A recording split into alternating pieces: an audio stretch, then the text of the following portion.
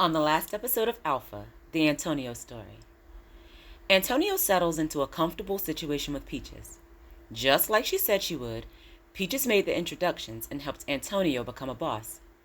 Things are good for a little while, but Antonio eventually becomes disenchanted with the idea of being a family man. He begins to step out. Of course, he catches a couple of drug charges and serves some time. Oh yeah, Peaches started snorting coke. And now, Chapter 12, Cream, narrated by Shandora Warren. Music by Epidemic Sound. Who she was. Cream. When I met her, 1993. I was 25, she was 20. Why I wanted her. She was fine. Why she was an asset. She presented something different. One might surmise that I wasn't the best drug dealer. After all, I caught 2 drug charges back to back. But what else was I going to do? I was 25 years old, and selling drugs was the only profession that I was familiar with. I had been doing it since I was 13. The reality of the situation wasn't lost upon me, but I felt that I was living out my destiny. Unfortunately, getting locked up was a part of that.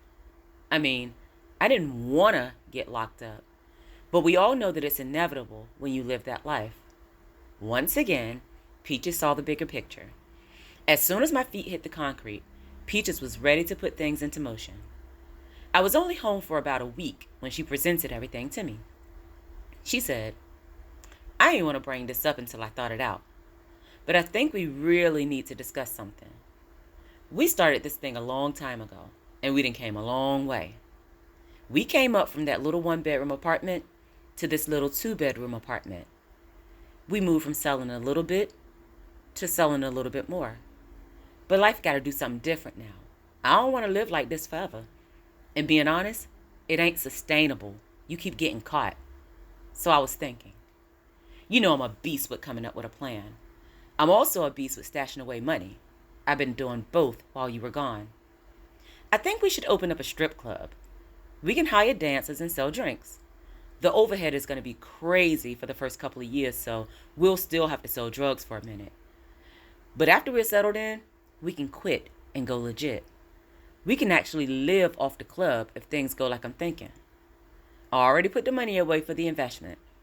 If you're with it, all you got to do is find a spot and start looking for dancers. Listen, say what you want about Peaches, but she wasn't ever without a plan, good or bad. That was one of the things I loved about Peaches. Not only was she always thinking of a plan, but she wasn't ever just thinking about herself. Peaches had an amazing plan. It was one that could potentially make us a lot of money and keep me out of prison. So I decided to roll with it. Peaches and I went about the business of getting a strip club going. We found a building, got all of the licensing, and Peaches decorated it nicely. She was good with that kind of stuff. We hired waitresses and bartenders, all of which were easy to find. But then it was time for the meat and potatoes. It was a strip club. By default, we needed strippers. I didn't have a point of reference about that kind of thing. Once again, Peaches stepped up. For the record, I have to say that I wasn't a part of that process. I trusted Peaches to handle it. Wait, I probably should have excluded the entire end of that sentence. I trusted Peaches, period. I trusted her in every way. I had no reason not to.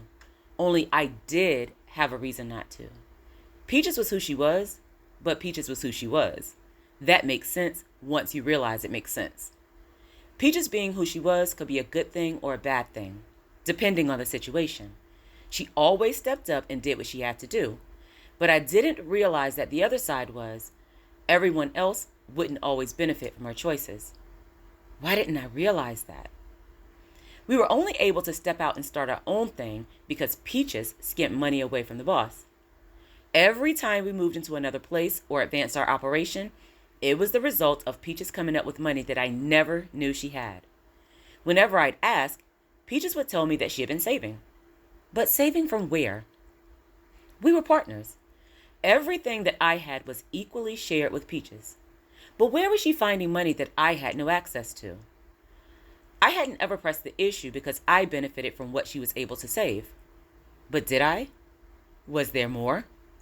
I never thought about it at the time. I trusted Peaches to do what was best for both of us. That was the part that she played in our partnership. A hard lesson that I had to learn was you can't ever trust a person who has crossed someone else for their own advancement. That's predatory behavior. I hadn't learned that yet, so I didn't ask questions.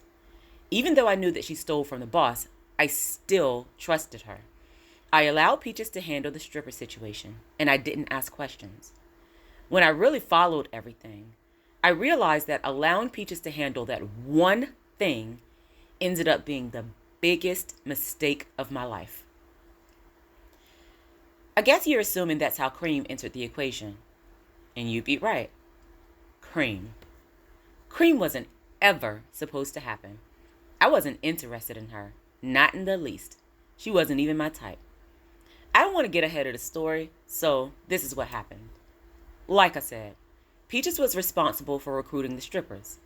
But because we were a team, it was agreed upon that I would make the final decisions. I'm a man, and I know what other men want to see. As a part of our business model, we decided that we should have strippers for all shapes and sizes, a flavor for every day of the week. Peaches found the women and introduced them to me. That's how Cream walked into our lives. She was supposed to be our hazelnut girl. Cream came in for an audition. Even though Peaches was also seated at the table, Cream only looked at me as she spoke. She said, "Hi y'all, my name is Miracle." It took me a moment to figure it out, but she actually said, "How are y'all? My name is Miracle." That was the first of many complicated translations, but it wasn't important. For the moment, something else was on the line. Cream started dancing, and I hadn't ever seen anybody move like that. Like I said before, Cream wasn't my type. I was 25, and I knew exactly what I liked. Peaches was short, thick, and sand-colored. She was the only real relationship that I'd had for 10 years, but every woman I had cheated with could easily have been her twin.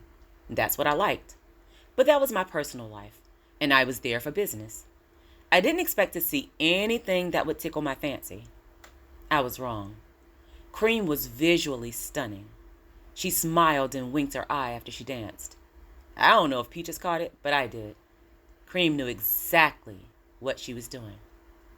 I hired Cream on the spot, but only because I knew she'd be an asset to the club. I thought she was attractive, but there were limitations to how life had to be lived.